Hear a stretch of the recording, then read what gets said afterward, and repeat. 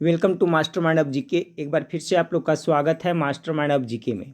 Friends, Bihar police fireman की परीक्षा में बहुत कम समय बचा हुआ है, गिने चुने मात्र 20 दिन समय बचा हुआ है फ्रेंड्स। तो इन 20 दिनों में फ्रेंड्स मैं आप लोग को चुनिंदा प्रश्नों का संग्रह आप लोग को क्वेश्चन टाइप कर करके प्रोवाइड कराऊंगा। तो ये आपका final revision master video part 1 है। इसी तरह से फ्रेंड्स मैं आपको पार्ट 1 पार्ट 2 कर करके फाइनल मास्टर वीडियो रिवीजन आप लोग को प्रोवाइड कराऊंगा। तो पूरा वीडियो जरूर देखिएगा, सभी क्वेश्चन जो बिल्कुल सिलेबस के अनुसार है। तो चलिए वीडियो को शुरू करते हैं फ्रेंड्स। और आप लोग देखिए टेलीग्राम चैनल को अवश्य, टेलीग्राम चैनल से आप लोग अवश्य जुड़ जाएं। इसका लिंक इस वीडियो के नीचे डिस्क्रिप्शन में दिया हुआ है, क्योंकि उसी पे फ्रेंड्स आपका प्रैक्टिस सेट का PDF का सब चीज़ है जो टेलीग्राम चैनल पे ही लिंक प्रोवाइड कराया जाता है। और उस पर फ्रेंड्स आपको कल से क्यूज़ भी खिलाया जाएगा। तो आप लोग टेलीग्राम चैनल पे जरूर एक्टिव रहिएगा। एग्जाम के टाइम में कुछ प्रश्न वगैरह कुछ ऐसा स्टडी मटेरियल आता है फ्रेंड्स, तो उसी पे प्रोवाइड कराया जाएगा, ठीक है। और देखिए वीडियो के लास्ट तक आप लोग बने रहिए। लाइव क्लास इसलिए नहीं आ रहा है फ्रेंड्स क्योंकि उसमें ज़्यादा टाइम किल होता है। बहुत सारे स्टूडेंट बोल रहे हैं कि लाइव क्लास में टाइम किल हो जाता है, ज़्यादा समय बर्बाद होता है, इसलिए ऑफलाइन वीडियो मैं प्रोवाइड करा रहा हूँ। तो चलिए वीडियो को शुरू करते हैं फ्रेंड्स। आप लोग गेस करते चलिएगा। इसमें टोटल 112 प्रश्न है फ्रेंड्स। पूरा प्रश्न आप लोग को जरूर देखना है और आप लोग को गेस करते चलना है। अब वीडियो को ज़्यादा से ज़्यादा शेयर करिएगा फ्रेंड्स। चलिए आज का पहला सवाल आप लोग के सामने है।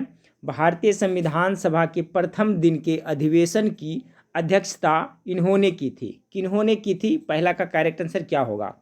तो पहला का जो करेक्ट आंसर होगा आप लोग गेस करते चलिएगा। पहला का correct answer option number D होगा, डॉक्टर सच्चिदानंद सिन्हा ने किया था। दूसरा नंबर सवाल आप लोग के सामने है। खिरगिज एक घुमक्कड़ जनजाति है। नाम सुने होंगे आप लोग, खिरगिज एक घुमक्कड़ जनजाति है। कहाँ की जनजाति है? तो दो का जो करेक्ट आंसर हो जाएगा फ्रेंड्स ऑप्शन नंबर ए, मध्य एशिया की जनजाति है। तो दो का करेक्ट आंसर ऑप्शन नंबर ए हो जाएगा। तीसरा नंबर सवाल आराम से देखते चलिए फ्रेंड्स और गेस करते भी चलिएगा।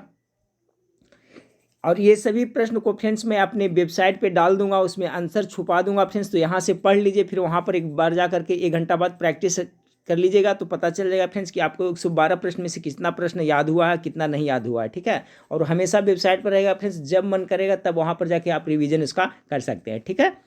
चलिए 3 नंबर सवाल, निम्नलिखित में से किन कोशिकाओं में नाभिक नहीं होता है? 3 का करेक्ट आंसर क्या होगा? तो देखिए इसका जो करेक्ट आंसर हो जाएगा फ्रेंड्स ऑप्शन नंबर बी, लाल रक्त कोशिका में जो नाभिक नहीं होता है, ठीक है।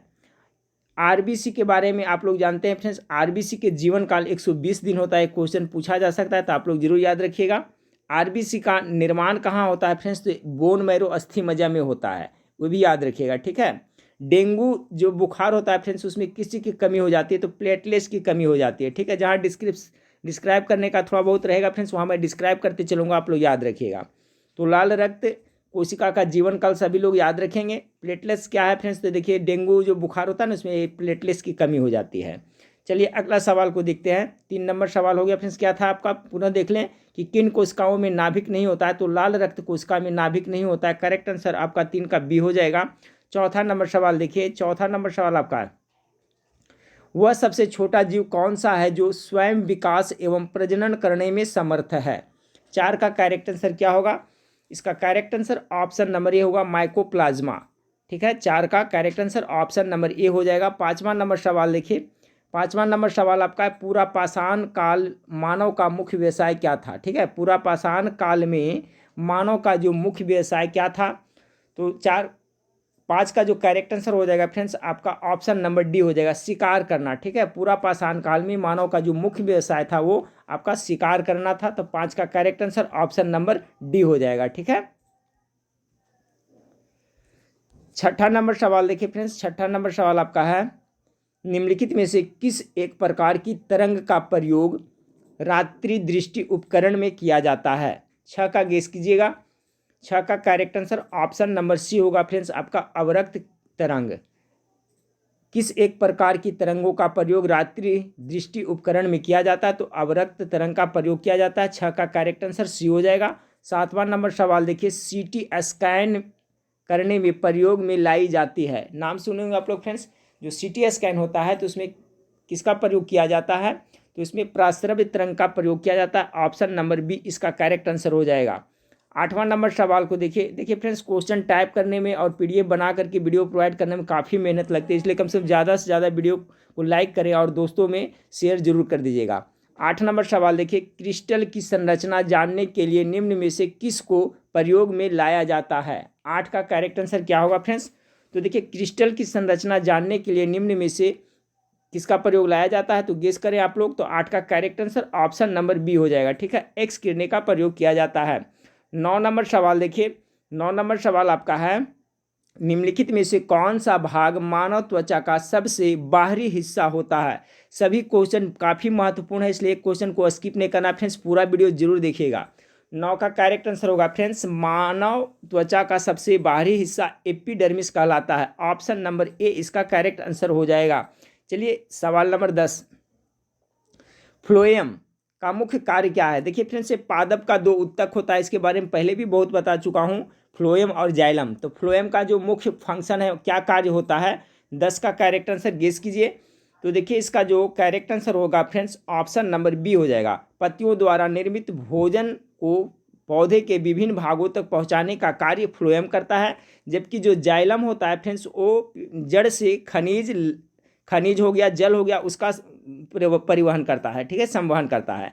लेकिन जो पत्तियों द्वारा निर्मित भोजन होता है ना, खाद्य पदार्थ भोजन जो बनता है, उसका परिवहन जो करता है फ्लोएम के द्वारा होता है। तो ऑप्शन नंबर 20 का करेक्ट आंसर हो जाएगा। 11 नंबर सवाल को देखिए फ्रेंड्स, कि द्रोणाचार्य पुरस्कार के अंतर्गत प्रत्येक पुरस्कार विजेता को कितनी धनराशि प्रदान की जाती है। द्रोणाचार्य पुरस्कार के अंतर्गत 11 का करेक्ट आंसर होगा फ्रेंड्स कितना, ऑप्शन नंबर डी हो जाएगा। 5 लाख रुपया दिया जाता है। इकाई, दहाई, सैकड़ा, हजार, 10,000, लाख, 5 लाख रुपये की पुरस्कार राशि दी जाती है द्रोणाचार्य पुरस्कार के अंतर्गत।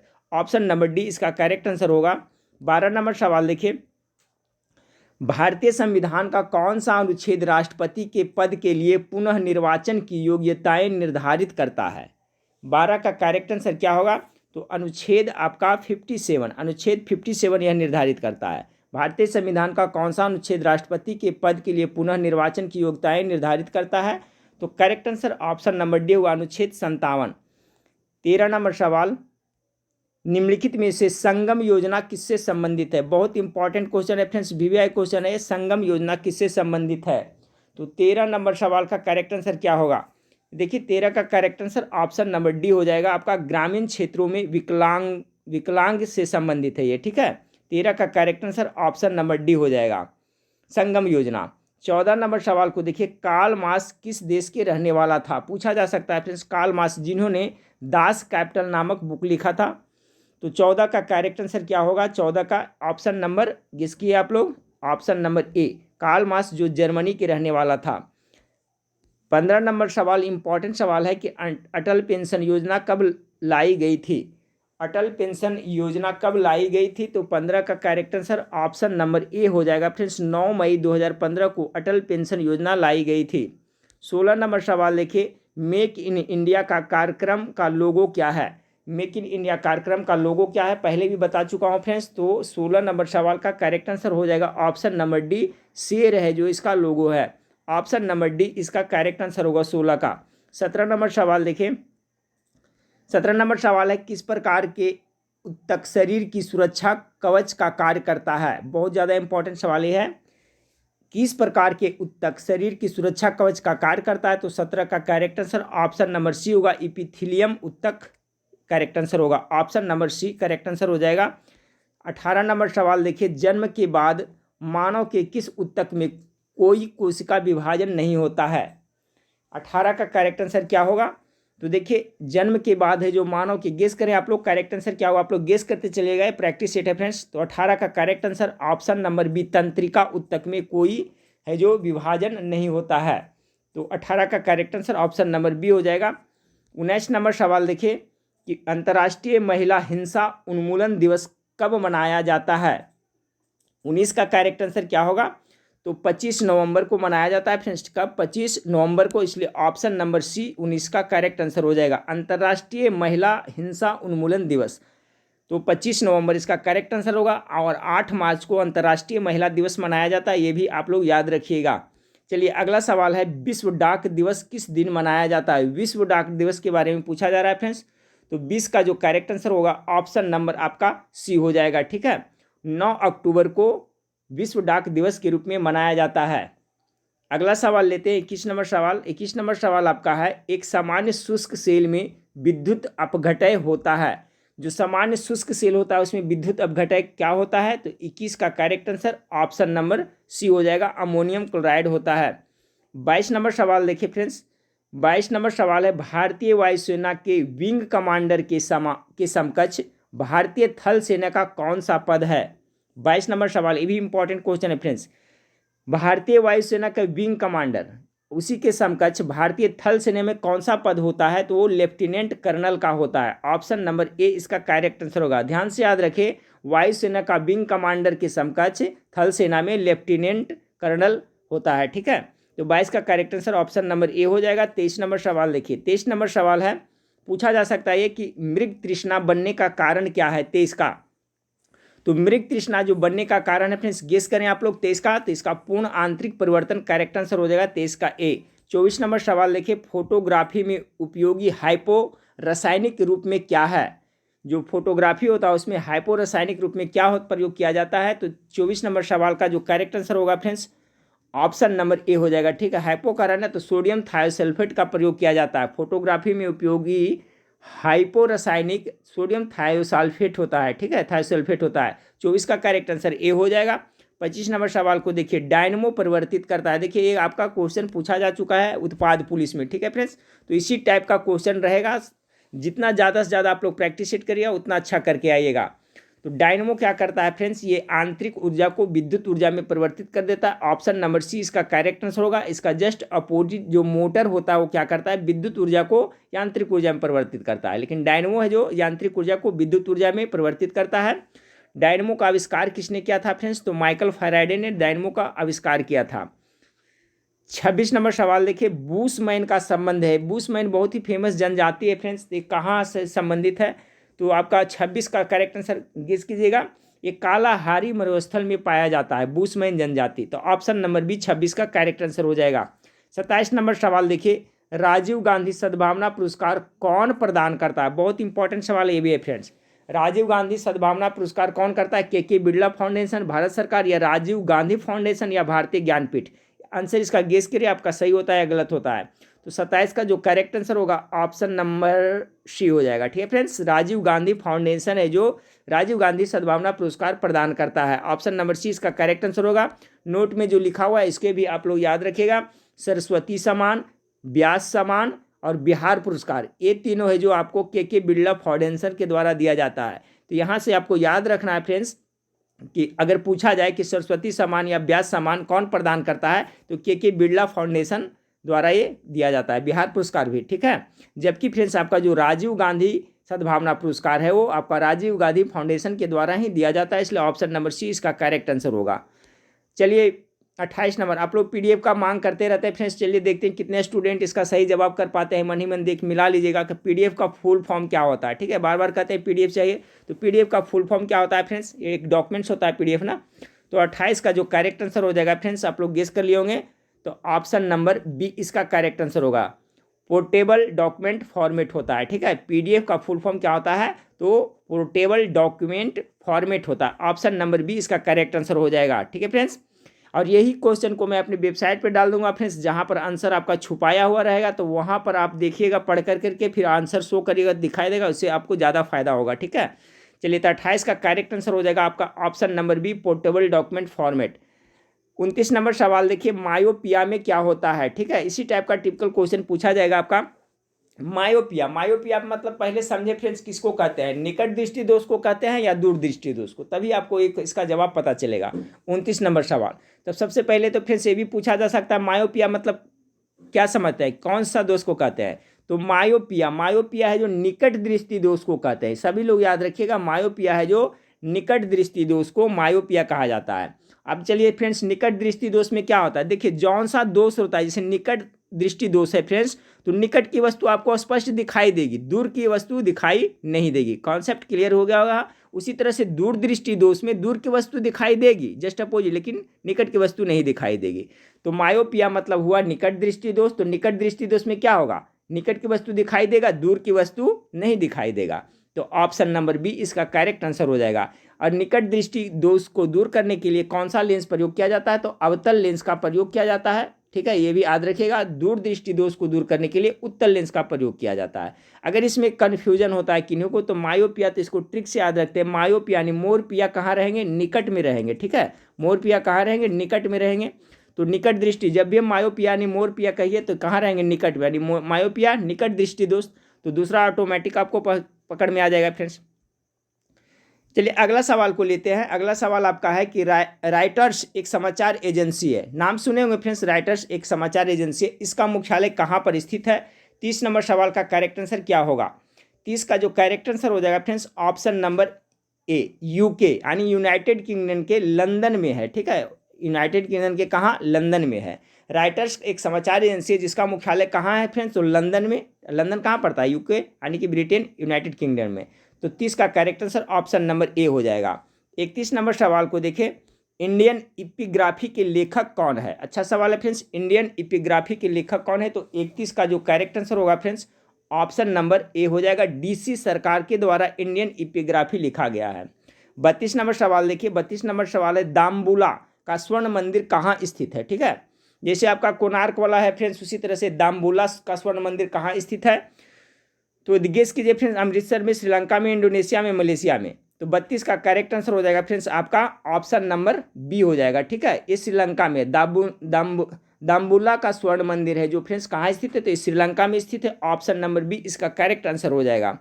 33 नंबर सवाल देखिए, प्रसिद्ध यात्री जहाज टाइटैनिक किस देश का था। टाइटैनिक का नाम सुनेंगे, इस पर फिल्म भी बनी है फ्रेंड्स। ये टाइटैनिक जहाज कहाँ का था। 33 का करेक्ट आंसर क्या होगा, तो ऑप्शन नंबर सी इसका करेक्ट आंसर ये आपका ग्रेट ब्रिटेन का था। देखिए यहाँ पर थोड़ा सा उल्टा हुआ है फ्रेंड्स, ठीक है। ये बी यहाँ होना चाहिए ना, बी यहाँ होना चाहिए और सी यहाँ होना चाहिए। चलिए इससे कोई फर्क नहीं पड़ता फ्रेंड्स। यहाँ देख ले, जो टाइटैनिक जहाज था जो कहाँ के था, तो ये आपका ग्रेट ब्रिटेन का था। ऑप्शन नंबर सी इसका करेक्ट आंसर हो जाएगा।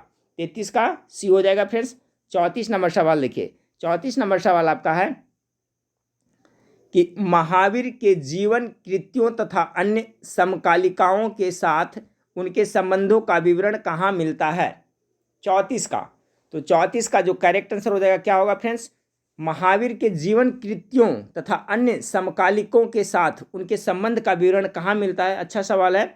34 का करेक्ट आंसर भगवती सूत्र में हो जाएगा। ऑप्शन नंबर ए 34 का करेक्ट आंसर हो जाएगा। 35 नंबर सवाल देखिए, पृथ्वी दिवस कब मनाया जाता है, ठीक है। पृथ्वी दिवस कब मनाया जाता है फ्रेंड्स, तो 35 का करेक्ट आंसर हो जाएगा ऑप्शन नंबर सी 22 अप्रैल को, ठीक है। और 22 अप्रैल को पृथ्वी दिवस मनाया जाता है फ्रेंड्स। और 22 मार्च को जल दिवस, विश्व जल दिवस भी मनाया जाता है। और 22 मार्च को ही बिहार स्थापना दिवस मनाया जाता है, ठीक है। तो याद रखिएगा, ये क्वेश्चन आपका उत्पाद पुलिस में पूछा जा चुका है फ्रेंड्स, ठीक है। 22 मार्च वाला हो सकता है पृथ्वी दिवस के बारे में पूछा जाए, तो 22 अप्रैल को पृथ्वी दिवस मनाया जाता है, याद रखिएगा। अगला सवाल देखिए फ्रेंड्स कि भारतीय संविधान में राज्य के नीति निर्देशक तत्व को शामिल करने का मुख्य कारण क्या है। 36 का बहुत ज़्यादा इंपॉर्टेंट सवाल है, क्योंकि फ्रेंड्स तो देखिए जो राज्य का नीति निर्देशक इसका मुख्य ही उद्देश्य है फ्रेंड्स कि भारत में क्या कल्याणकारी राज्य की स्थापना करना, यानी ऑप्शन नंबर ए इसका करेक्ट आंसर हो जाएगा। नीति निर्देशक तत्व जो कि आयरलैंड के संविधान से लिया गया है, इसका मुख्य उद्देश्य है, मुख्य कारण है कल्याण राज्य की स्थापना करना, यानी कल्याणकारी राज्य की स्थापना करना। 36 का करेक्ट आंसर ए हो जाएगा। 37 नंबर सवाल देखिए, राष्ट्रपति की सेवानिवृत्ति की आयु क्या है। 37 का करेक्ट आंसर क्या होगा, तो देखिए इनकी जो सेवानिवृत्ति की अधिकतम आयु है फ्रेंड्स, जो इनमें से कोई नहीं हो जाएगा। ऑप्शन नंबर डी हो जाएगा, ठीक है। राष्ट्रपति की कोई सेवानिवृत्ति की आयु नहीं है। 37 का correct answer option number D हो जाएगा। चलिए सर्वोच्च न्यायालय उच्च न्यायालय का होता है मुख्य न्यायाधीश का फ्रेंड्स, लेकिन राष्ट्रपति का जो अधिकतम आयु है इसका कोई लिमिटेशन नहीं होता, इनमें से कोई नहीं इसका करेक्ट आंसर हो जाएगा, ठीक है। 37 का करेक्ट आंसर डी हो जाएगा। 38 नंबर सवाल देखिए, निम्नलिखित में से कौन सी समिति संसद की अस्थायी समिति नहीं है। संसद की अस्थायी समिति इनमें से कौन नहीं है फ्रेंड्स, तो 38 का वित्त मंत्रालय की परामर्शदात्री समिति है जो संसद की अस्थायी समिति नहीं है। बाकी ये लोक लेखा समिति, प्राक्कलन समिति और लोक उपक्रम समिति है। देखिए इसमें लोक लेखा समिति से कितने सदस्य होते हैं इसमें टोटल फ्रेंड्स, तो पूछा जाता है। इसमें टोटल 22 सदस्य होते हैं, जिसमें 15 सदस्य लोकसभा से होते हैं फ्रेंड्स और 7 होते हैं जो राज्यसभा से होते हैं, ठीक है। यानी इसमें लोकसभा और राज्यसभा से सदस्य होते हैं। कुल कितने 22 होते हैं, जिसमें 15 लोकसभा और 7 राज्यसभा से होते हैं। लेकिन प्राक्कलन समिति में केवल लोकसभा से ही 30 सदस्य होते हैं, याद रखिए। प्राक्कलन समिति में सदस्यों की संख्या 30 है और एक केवल लोकसभा से होते हैं। जबकि लोक लेखा में 22 होते हैं, 15 होते हैं लोकसभा से, 7 होते हैं आपका राज्यसभा से। प्रश्न पूछा गया यहाँ पर, निम्नलिखित में से कौन सा समिति संसद की अस्थायी समिति नहीं है? तो ऑप्शन नंबर डी, वित्त मंत्रालय की परामर्शदात्री समिति नहीं है अस्थायी। चलिए 39 नंबर सवाल देखिए। 39 नंबर सवाल आपका है कि केंद्रीय मंत्रिपरिषद के विरुद्ध अविश्वास प्रस्ताव कहाँ प्रस्तुत किया जाता है? 39 का बहुत अच्छा सवाल है फ्रेंड्स। केंद्रीय मंत्रिपरिषद के विरुद्ध अविश्वास प्रस्ताव कहाँ प्रस्तुत किया जाता है? गेस करें आप लोग। केवल लोकसभा में, केवल राज्यसभा में, या लोकसभा तथा राज्यसभा दोनों में, या राज्य की विधानसभा में? तो देखिए फ्रेंड्स, यहाँ केंद्रीय मंत्रिपरिषद है ना, तो केवल लोकसभा इसका करेक्ट आंसर हो जाएगा। ऑप्शन नंबर ए 39 का करेक्ट आंसर हो जाएगा। 40 नंबर सवाल देखिए, भारतीय संविधान की व्याख्या करने का अंतिम अधिकार किसे दिया गया है? 40 का करेक्ट आंसर क्या होगा? तो भारतीय संविधान का व्याख्या करने का जो अंतिम अधिकार है, गेस कर लिए होंगे आप लोग। Correct answer option number B हो जाएगा, ठीक है फ्रेंड्स। सर्वोच्च न्यायालय इसका करेक्ट आंसर होगा। 41 नंबर सवाल को देखें। 41 नंबर सवाल आपका है कि राज्य विधानसभा में धन विधेयक किसकी पूर्व अनुमति से प्रस्तुत किया जा सकता है? ठीक है, राज्य विधानसभा में धन विधेयक किसकी पूर्व अनुमति से प्रस्तुत किया जा सकता है? 41 का करेक्ट आंसर ऑप्शन नंबर आपका क्या हो जाएगा? तो ऑप्शन नंबर डी इसका राज्य का राज्यपाल हो जाएगा, ठीक है फ्रेंड्स। राज्य विधानसभा में धन विधेयक किसकी पूर्व अनुमति से प्रस्तुत किया जा सकता है? तो राज्य का राज्यपाल इसका करेक्ट आंसर हो, 41 का डी हो जाएगा। चलिए 42 नंबर सवाल को देखिए। 42 नंबर सवाल आपका है कि लोकतंत्रीय विकेंद्रीकरण का आशय निम्न में से है। 42 का करेक्ट आंसर क्या होगा? तो देखिए, लोकतंत्रीय विकेंद्रीकरण का आशय है जो आपका स्थानीय सरकार से है। 42 का करेक्ट आंसर ऑप्शन नंबर ए हो जाएगा। 43 नंबर सवाल देखें। कोई प्रश्न में कहीं कुछ डॉट होता है फ्रेंड्स तो हमें कमेंट करके जरूर बताइएगा, ठीक है। 43 नंबर सवाल देखिए, लोकतंत्र की सफलता निम्न में से किस पर निर्भर करता है? 43 का बहुत अच्छा सवाल है फ्रेंड्स। तो देखिए, लोकतंत्र की जो आपका सफलता है वो किस पे निर्भर करता है? तो आलोचना के अधिकार पर निर्भर करता है। बहुत अच्छा सवाल है। 43 का correct answer option number B हो जाएगा। 44 नंबर सवाल देखिए। 44 नंबर, एनु जनजाति कहाँ पाई जाती है? एनु जनजाति का नाम सुने होंगे आप लोग। तो एनु जनजाति है जो फ्रेंड्स आपका जापान में पाई जाती है। कहाँ पाई जाती है? तो जापान में एनु जनजाति पाई जाती है फ्रेंड्स। तो correct answer option number B हो जाएगा। अगला सवाल है आपका फ्रेंड्स, माओरी जनजाति निवास क्षेत्र कहाँ पाया जाता है? ठीक है, माओरी हो गया, एनु हो गया फ्रेंड्स, एस्किमो हो गया, ये तीनों बहुत ही इंपॉर्टेंट है। क्वेश्चन ये बार बार रिपीट होते रहता है। 45 का करेक्ट आंसर ये न्यूजीलैंड में पड़ता है, ठीक है। माओरी जनजाति कहाँ का निवास क्षेत्र कहाँ है? तो न्यूजीलैंड, यानी ऑप्शन नंबर बी इसका करेक्ट आंसर हो जाएगा। 46 नंबर, लघु रेडियो तरंग की खोज वैज्ञानिक द्वारा किया गया, किसके द्वारा किया गया था? लघु रेडियो तरंग, शॉर्ट रेडियो वेव्स की खोज किसके द्वारा किया गया था? 46 का तो ये का हो जाएगा फ्रेंड्स हेनरिक हटर्ज के द्वारा, ठीक है। लघु रेडियो तरंग का खोज ऑप्शन नंबर ए इसका करेक्ट आंसर हो जाएगा। अगला सवाल आपका 47 नंबर सवाल है। 47 नंबर सवाल है, कील उखाड़ने का हथौड़ा किस उत्तोलक श्रेणी का उदाहरण है? बहुत अच्छा सवाल है भी फ्रेंड्स 47 का। तो देखिए, कील उखाड़ने का जो हथौड़ा है वो आपका प्रथम उत्तोलक श्रेणी का उदाहरण है, इसलिए ऑप्शन नंबर 47 का एक करेक्ट आंसर हो जाएगा। 48 नंबर सवाल देखिए, निम्नलिखित में से कौन सी युक्ति यांत्रिक ऊर्जा को विद्युत ऊर्जा में रूपांतरण करता है? ठीक है, तो वही आ गया फ्रेंड्स आपका, अभी मैंने बताया था। निम्नलिखित में से कौन सी युक्ति यांत्रिक ऊर्जा को विद्युत ऊर्जा में, तो देखिए फ्रेंड्स बहुत ही आपका क्वेश्चन है जो इंपॉर्टेंट है और सोच समझ कर सेट किया हुआ है। तो इसमें देखिए फ्रेंड्स डायनमो भी वही फंक्शन करता है, टरबाइन में भी वही होता है फ्रेंड्स, पवन चक्की सभी होता है, यानी 48 का correct answer option number D हो जाएगा, ठीक है। सभी में क्या होता है? यांत्रिक ऊर्जा से आपका विद्युत ऊर्जा में परिवर्तन होता है, ठीक है। तो 48 का करेक्ट आंसर ऑप्शन नंबर आपका डी हो जाएगा। ऐसे जनरली फ्रेंड्स आप लोग अब क्वेश्चन पूछा गया था डायनमो का फंक्शन क्या है, तो टरबाइन में भी आपका यांत्रिक ऊर्जा उसमें भी घूमता है फ्रेंड्स, उसमें भी डायनमो लगा होता है, उससे उसमें होता है, पवन चक्की भी वही होता है। तो इसका जो करेक्ट आंसर हो जाएगा फ्रेंड्स ऑप्शन नंबर डी हो जाएगा। चलिए अगला सवाल को देखते हैं। 49 नंबर सवाल है। 49 नंबर सवाल आपका है कि गुरुत्वीय त्वरण जी के संबंध में कौन सा कथन असत्य है? ठीक है, गुरुत्वीय त्वरण के बारे में 49 का कौन सा कथन असत्य है? तो इसका देखिए, गुरुत्वीय त्वरण का मान भिन्न भिन्न स्थानों पर भिन्न भिन्न होता है। ये तो आपका सही है फ्रेंड्स, यहाँ पर वही होगा, जी होना चाहिए, भिन्न भिन्न होता है, तो ये आपका तो बिल्कुल सही है। जी का मान 9.89 मीटर प्रति सेकेंड स्क्वायर होता है, ये भी आपका सही है फ्रेंड्स। गुरुत्वीय त्वरण का मान इतना ही होता है। और इसमें फ्रेंड्स यहाँ पर जी होना, जी अदिश राशि, ये आपका है जो आपका गलत हो जाएगा। ऑप्शन नंबर सी है जो असत्य कथन है। बाकी फ्रेंड्स स्मॉल जी का मान यानी गुरुत्वीय त्वरण का मान विभिन्न स्थान पर भिन्न भिन्न होता है, सही है। और इसका मान 9.8 मीटर प्रति सेकेंड स्क्वायर होता है, ये भी सही है। तो ऑप्शन नंबर सी जो अदिश दे रहा है ये आपका गलत है। तो 49 का correct answer option number C हो जाएगा। 50 नंबर सवाल देखिए। 50 नंबर सवाल देखिए फ्रेंड्स, कभी टाइपिंग करने में बहुत सारा क्वेश्चन होता है ना, तो टाइपिंग करने में कहीं कहीं पर आपका थोड़ा सा छूट जाता है कोई वर्ड। जैसे यहाँ पर देखिए, यहाँ पर होना चाहिए जी होना चाहिए, ठीक है, जी का मान तो यहाँ पर देखिए 8 लिखा गया है, यहाँ पर भी देखिए जी लिखाना चाहिए, तो उस टाइपिंग में मिस्टेक हो जाता है कहीं कहीं। 50 नंबर सवाल को देखें, द्रवों के तापमान में वृद्धि करने पर उसके श्यानता पर क्या प्रभाव पड़ेगा। बहुत अच्छा सवाल है फ्रेंड्स, पूछने लायक क्वेश्चन है ये। 50 का करेक्ट आंसर क्या होगा, द्रवों के तापमान में वृद्धि करिएगा तो उसकी श्यानता क्या होगा, घटेगा, इसलिए ऑप्शन नंबर बी इसका करेक्ट आंसर हो जाएगा। अगला सवाल को देखिए, प्राश्रव्य तरंग के संबंध में कौन सा कथन असत्य है। ठीक है, देखिए प्राश्रव्य तरंग, श्रव्य तरंग और अवश्रव्य तरंग तीनों का कॉन्सेप्ट आप लोग क्लियर रखिएगा। हम लोग जो सुनते हैं फ्रेंड्स 20 हर्ट्ज से लेकर के कितना 20,000 हर्ट्ज तक, ठीक है, 20 हर्ट्ज से लेकर के कितना 20,000 हर्ट्ज तक जो ये आप लोग को श्रव्य तरंग होता है। 20 हर्ट्ज से कम होता है वो क्या होता है फ्रेंड्स, आपका अवश्रव्य तरंग होता है। और 20,000 हर्ट्ज से अधिक होता है उसे क्या होता है, प्राश्रव्य तरंग होता है। ठीक है, तो यहाँ पर कह रहा है आपका कि प्राश्रव्य तरंग के बारे में कौन सा कथन असत्य है। इसकी आवृत्ति 20,000 हर्ट्ज से अधिक होती है। अभी मैंने बताया कि प्राश्रव्य तरंग की आवृत्ति 20,000 से अधिक होता है, ये तो आपका सही है 51 का। ठीक है, यह अधिक ऊर्जा ग्रहण करती, ये भी आपका सही है। कम तरंग दैर्घ्य के कारण माध्यम में अधिक दूरी तक जाती है, ये भी सही है। इनमें से सभी कथन सत्य है, तो इसका correct answer option number D हो जाएगा, क्योंकि इसके बारे में जो भी कथन कहा गया है सभी सत्य है। तो 51 का correct answer option number D हो जाएगा। 52 नंबर सवाल देखिए कि निम्नलिखित में से कौन सा तत्व ओम चालक है। ठीक है, ओम चालक किसे कहा जाता है फ्रेंड्स, तो सिल्वर को ओम चालक कहा जाता है। ऑप्शन नंबर बी 52 का करेक्ट आंसर हो जाएगा। 53 नंबर सवाल देखिए, प्रकाश संश्लेषण के दौरान ऑक्सीजन किस कारण विमोचित होता है।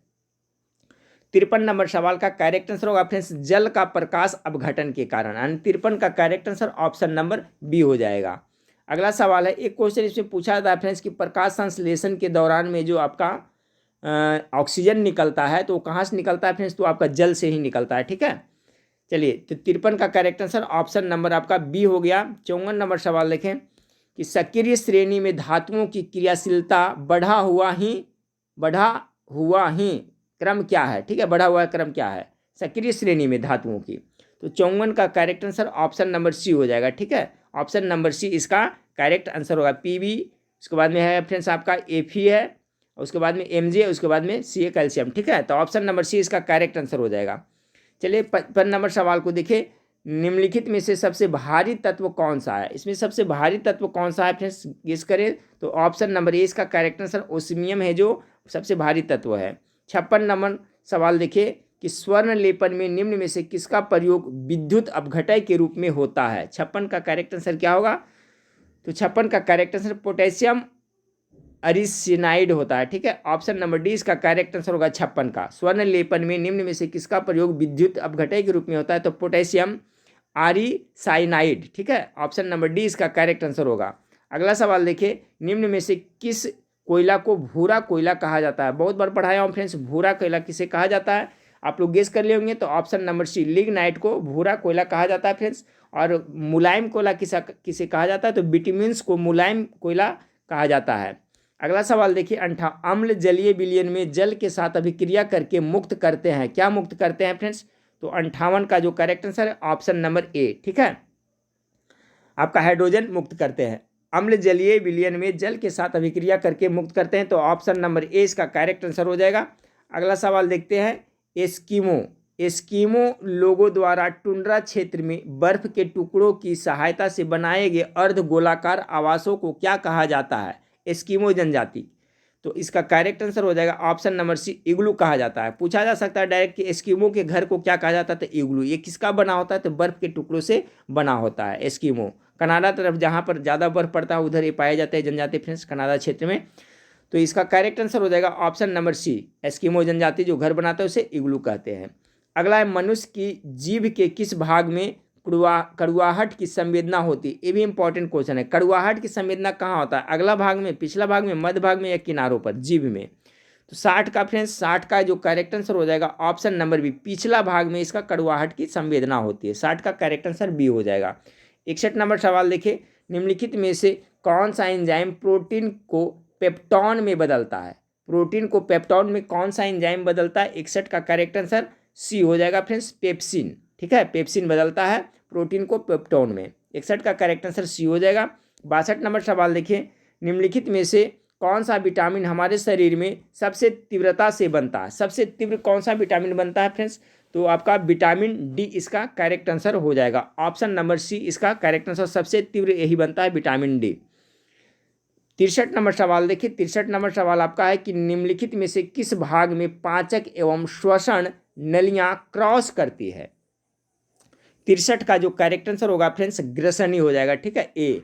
निम्नलिखित में से किस भाग में पाचक एवं श्वसन नलियां क्रॉस करती है, तो आपका ग्रसनी में क्रॉस करती है। अगला सवाल को देखिए, रक्त में मूत्राम्ल के उच्च स्तर के कारण निम्नलिखित में से कौन सा रोग हो जाता है। 64 का, तो 64 का करेक्ट आंसर हो जाएगा फ्रेंड्स ऑप्शन नंबर से, गाउट कहा जाता है। ठीक है, रक्त में मूत्राम्ल के उच्च स्तर के कारण निम्नलिखित में से कौन सा रोग होता है, तो गाउट रोग कहा जाता है उसे।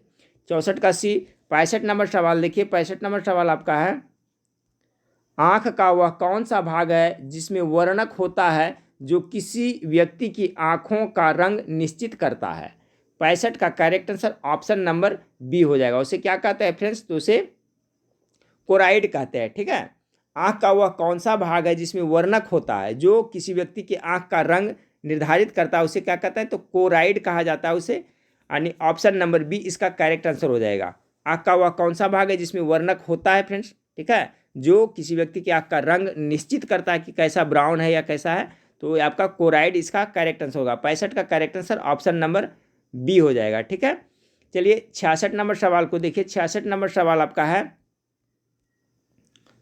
गोलकृमि एवं मानव परजीवी है। गोलकृमि एक मानव परजीवी है जो निम्न में से किस में पाया जाता है। ठीक है, मानव में पाया जाता है, तो कहाँ पाया जाता है गोलकृमि, तो ये क्षुद्रांत्र में पाया जाता है। ठीक है फ्रेंड्स, गोलकृमि जिसे जनरल भाषा में आप राउंड वॉर्म कहते हैं फ्रेंड्स, या तो जोंक कहा जाता है। ठीक है, पेट में जो हो जाता है बच्चे को।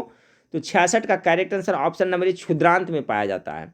अगला सवाल देखिए, शेरशाही मस्जिद कहाँ स्थित है। 67 का जो करेक्ट आंसर होगा फ्रेंड्स आपका ऑप्शन नंबर बी, पटना में स्थित है। शेरशाही मस्जिद पटना में स्थित है।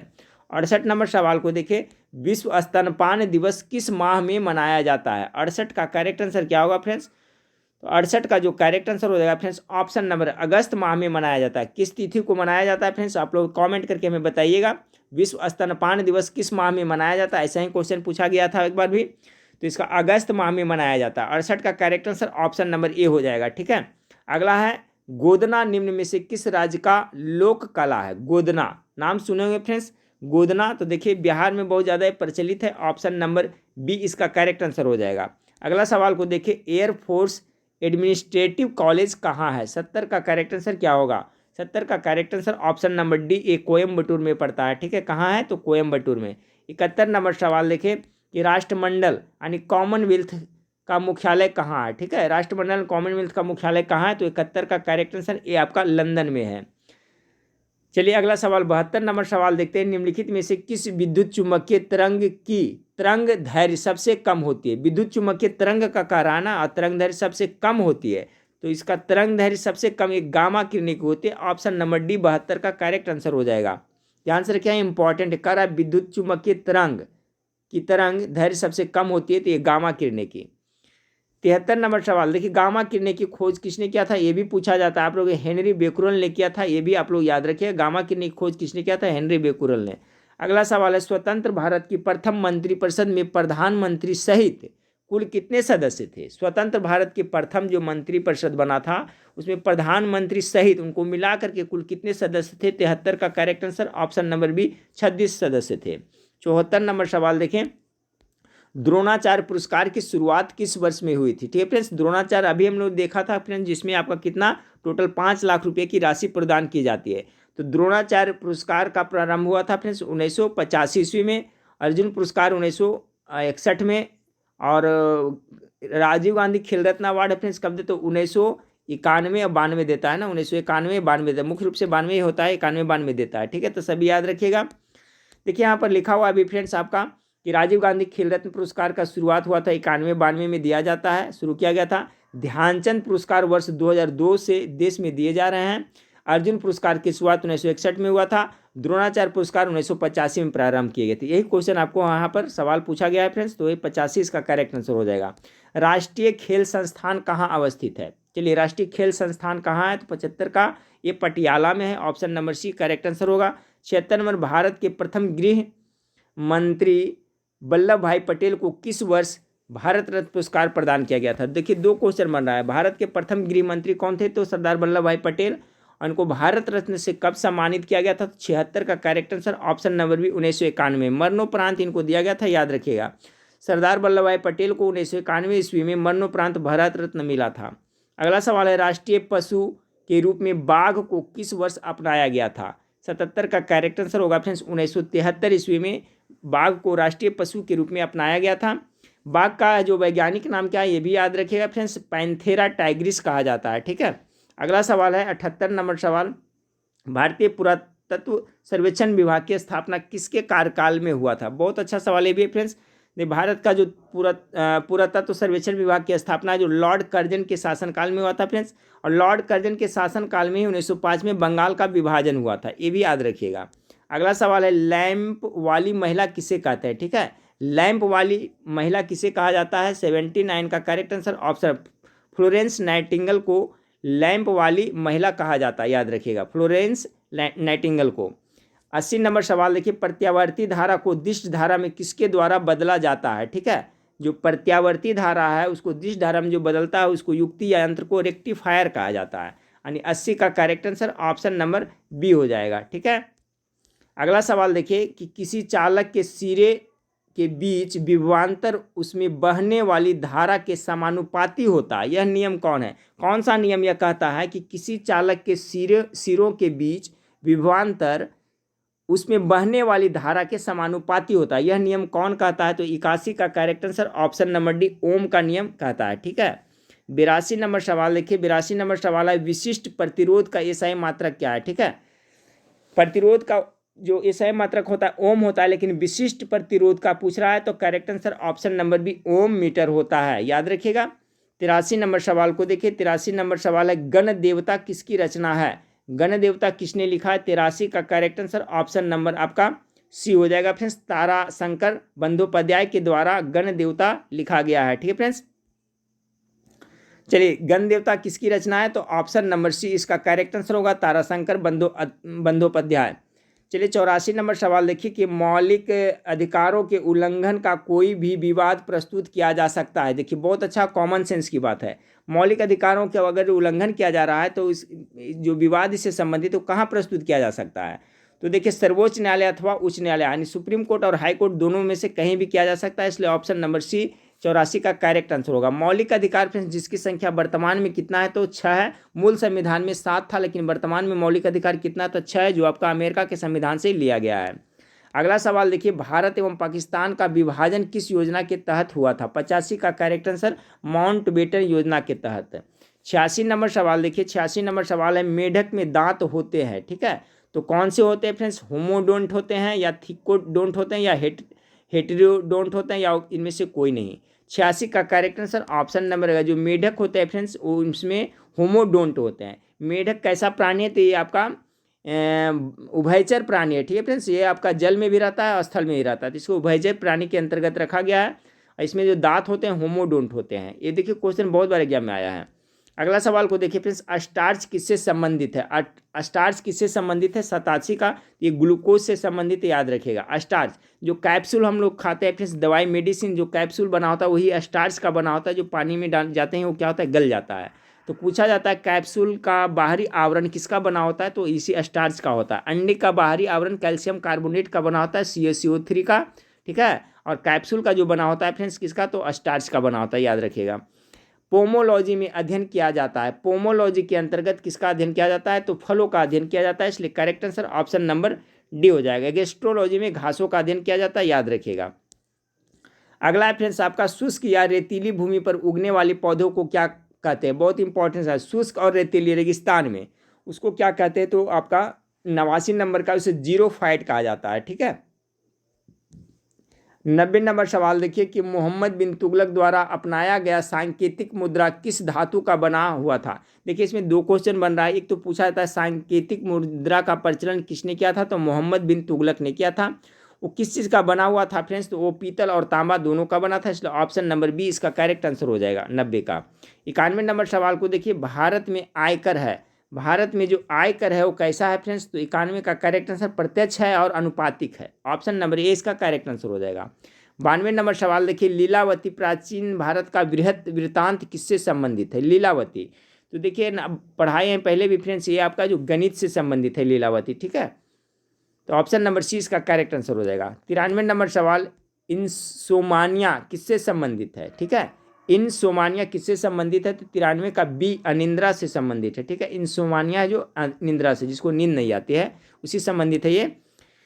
21वीं सदी का सिल्क रूट किसे कहा जाता है? चलिए 94 नंबर सवाल का करेक्ट आंसर क्या होगा? तो 94 का correct answer option number B, Bharat और बांग्लादेश के बीच समुद्री कड़ी को 21वीं सदी का सिल्क रूट कहा जाता है। 94 का करेक्ट आंसर बी हो जाएगा। 95 नंबर, जल का क्वथनांक कितना होता है? बॉइलिंग पॉइंट कितना होता है फ्रेंड्स? 95 का। तो देखिए इसका करेक्ट आंसर क्या है फ्रेंड्स? जल का क्वथनांक है जो जनरली देखा जाए तो 100 डिग्री पर होता है फ्रेंड्स, लेकिन यह वायुमंडलीय दाब पर निर्भर होता है। कहीं पर कम, जहाँ पर जैसा वायुमंडलीय दाब रहेगा उस पर डिपेंड करता है। तो जल का क्वथनांक वायुमंडलीय दाब पर निर्भर करता है, ठीक है। ऐसे अगर सेल्सियस में जनरली देखा जाए तो 100 डिग्री पर जल है जो उबलने लगता है, ठीक है फ्रेंड्स। बॉइलिंग पॉइंट अगर एग्जैक्ट देखे तो 100 डिग्री, लेकिन जल का क्वथनांक इस ऑप्शन इस तरह से रहेगा तो वायुमंडलीय दाब पर निर्भर करता है। 95 का correct answer option number B हो जाएगा, ठीक है। क्वेश्चन इस तरह से रहेगा फ्रेंड्स, ठीक है। ऑप्शन में यहाँ दे दिया, लेकिन ये ऑप्शन में नहीं देता है, दूसरा चीज दिया हो रहा था कि जल का क्वथनांक निर्भर करता है, ठीक है। तो वायुमंडलीय दाब पर ये निर्भर करता है। अगर वायुमंडलीय दाब कम है तो कम होगा फ्रेंड्स, और ज़्यादा रहेगा तो जल्द होगा, ठीक है। इस तरह से डिपेंड करता है। तो चलिए 96 नंबर सवाल देखिए कि आहार नल के किस भाग में प्रोटीन्स का अमीनो अम्ल में निम्नीकरण होता है? बहुत अच्छा सवाल है। 96 का जो करेक्ट आंसर होगा ऑप्शन नंबर ए, छोटी हाथ हो जाएगा। आहार नल के किस भाग में प्रोटीन्स का अमीनो अम्ल में निम्नीकरण होता है? तो 96 का करेक्ट आंसर ऑप्शन नंबर ए हो जाएगा। 97 नंबर सवाल देखिए, भारत में आर्थिक नियोजन का स्वरूप क्या है? देखिए क्वेश्चन बहुत इंपॉर्टेंट है फ्रेंड्स, याद रखिए, पुनः पढ़ देता हूँ। आहार नाल के किस भाग में प्रोटीन्स का अमीनो अम्ल में निम्नीकरण होता है? देखिए प्रोटीन है जो किस में टूटता है? तो अमीनो अम्ल में टूटता है फ्रेंड्स। 20 प्रकार के अमीनो अम्ल मिल करके प्रोटीन्स बना होता है, ठीक है। तो इसका जो है फ्रेंड्स अमीनो में निम्नीकरण कहाँ होता है? तो छोटी आंत में होता है, और छोटी आंत में ही पचे हुए भोजन का अवशोषण होता है मुख्य रूप से। क्वेश्चन पूछा जाता है कि पचे हुए भोजन का अवशोषण कहाँ होता है? आमाशय दे देगा, छोटी आंत देगा, बड़ी आंत दे देगा, इस तरह से। तो छोटी आंत में पचे हुए भोजन का अवशोषण होता है, इसी में प्रोटीन्स है जो अमीनो अम्ल में निम्नीकरण होता है। चलिए 97 नंबर, भारत में आर्थिक नियोजन का स्वरूप कैसा है फ्रेंड्स? 97 का करेक्ट आंसर डी होगा, सभी हो जाएगा। विक्रमद्रीकृत निर्देशात्मक और समाजवादी और पूंजीवादी तत्वों का समन्वय, यानी ऑप्शन नंबर डी 97 का करेक्ट आंसर हो जाएगा। 98 नंबर सवाल, टोटल 112 क्वेश्चन है फ्रेंड्स। गुप्तकालीन हिंदू धर्म के दो प्रमुख देवता कौन हैं? 98 का correct answer option number Shiva और विष्णु हो जाएगा, ठीक है। गुप्तकालीन हिंदू धर्म के दो प्रमुख देवता शिव एवं विष्णु हैं। अगला सवाल को देखिए, कार्य शून्य होने की स्थिति में विस्थापन और लगाए जाने वाले बल के बीच का कोण कितना होता है? बहुत अच्छा सवाल ये है। तो सर 99 का जो करेक्ट आंसर होगा फ्रेंड्स ऑप्शन नंबर सी, कितना? 90 डिग्री होता है। कितना होता है? तो 90 डिग्री होता है। कार्य शून्य होने की स्थिति में विस्थापन और लगाए जाने वाले बल के बीच का कोण होता है जो कितना होता है? तो 90 डिग्री होता है। अगला सवाल 100 नंबर, चूने के जल में क्या होता है? ठीक है, चूने के जल में क्या होता है? तो 100 का correct answer option number B होगा, कैल्शियम हाइड्रोक्साइड होता है। 101 नंबर सवाल को देखें, लोहे की वस्तुओं में जंग क्या बनने से लगता है? ठीक है फ्रेंड्स, देखिए लोहे में जंग जो लगता है वो कैसा परिवर्तन का उदाहरण? तो रासायनिक परिवर्तन का उदाहरण है। लोहे में जंग लगने से लोहे का वजन बढ़ जाता है। तो इसमें क्या होता है? इसका करेक्ट आंसर बी होगा, फेरस और फेरिक हाइड्रोक्साइड का मिश्रण के कारण होता है, ठीक है। तो लोहे की वस्तु में जंग क्या बनने से लग जाती है? तो फेरस और फेरिक हाइड्रोक्साइड का मिश्रण बनने से। 101 का करेक्ट आंसर बी हो जाएगा। 102 नंबर सवाल को देखिए। 102 नंबर सवाल आपका है, जब दो जीव साथ रहे तथा एक को लाभ हो तथा दूसरे को कोई लाभ न हो तो क्या कहलाता? बहुत ज़्यादा इंपॉर्टेंट है 102 का। उसे क्या कहता है? उसे कॉमन्सलिज्म कहते हैं। ठीक है, जब दो जीव साथ रहे तथा एक को लाभ होता है तथा दूसरे को कोई लाभ ना होता तो उसे कॉमन्सलिज्म कहते हैं। ऑप्शन नंबर डी इसका करेक्ट आंसर होगा। 103 नंबर सवाल को देखिए। 103 नंबर सवाल आपका, निम्नलिखित में से कौन सा रसायन अमोनिया जल के नाम से जाना जाता है? 103 का correct answer option number B होगा फ्रेंड्स, सांद्र नाइट्रिक एसिड। सांद्र नाइट्रिक एसिड को अमोनिया जल के नाम से भी जाना जाता है। 104 नंबर सवाल को देखिए। 104 नंबर सवाल है, डंकन पैसेज निम्नलिखित में से किसके बीच स्थित है? 104 का जो करेक्ट आंसर होगा फ्रेंड्स ऑप्शन नंबर ए होगा, दक्षिण और लिटिल अंडमान के बीच में आपका डंकन पैसेज स्थित है। 104 का करेक्ट आंसर ए हो जाएगा। 105 नंबर सवाल, खैबर दर्रे से कौन सा देश जुड़े हुए हैं? 105 का जो करेक्ट आंसर होगा ऑप्शन नंबर सी, अफगानिस्तान और पाकिस्तान खैबर दर्रा से जुड़ा हुआ है। 106 नंबर सवाल को देखिए। भारत में सर्वप्रथम स्वर्ण मुद्राएं चलाने वाले शासक कौन थे? स्वर्ण मुद्रा चलाने वाले। 106 का जो करेक्ट आंसर होगा, सर्वप्रथम स्वर्ण मुद्रा भारत में यूनानियों के द्वारा चलाया गया था। Option number B correct answer होगा। 107 नंबर सवाल देखिए। रासायनिक रूप से शुष्क हिम क्या है?